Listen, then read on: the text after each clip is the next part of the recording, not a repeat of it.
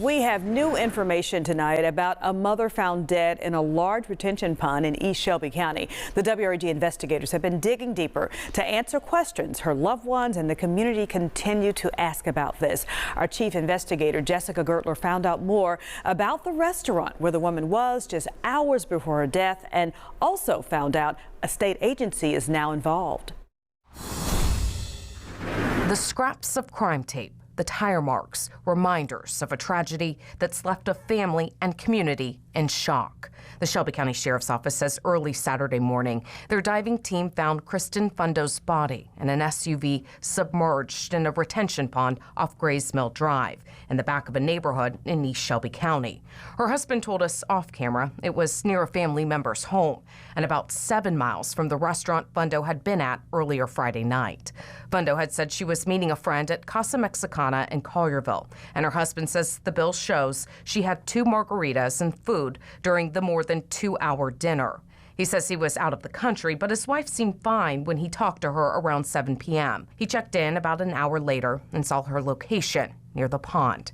He showed us the series of text messages he'd then sent, letting her know his brother would be driving by that location to see if the truck is there. An hour after that, he wrote, "I love you. I hope you're okay. I'm panicking really bad." Collierville police stated Saturday evening someone filed a report about possibly someone drugging them on the same night at the same restaurant Fundo and her friend were at. They wouldn't give any further details, nor would they say if it could be connected to Fundo's fatal crash.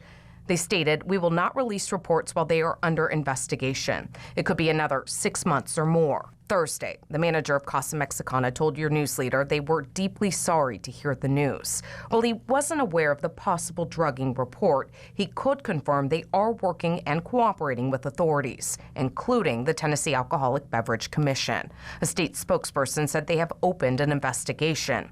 The sheriff's office says its investigation is ongoing too.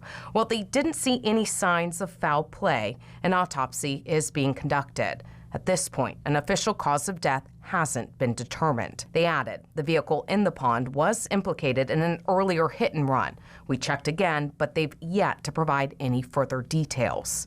The crash report shows a rendering of Fundo's route, veering off the road and into the water. How and why she wound up here still remains unclear. A family now searching for answers. The grief unbearable. Fundo was just 35 years old. A mother and wife, known for her kindness and endless love.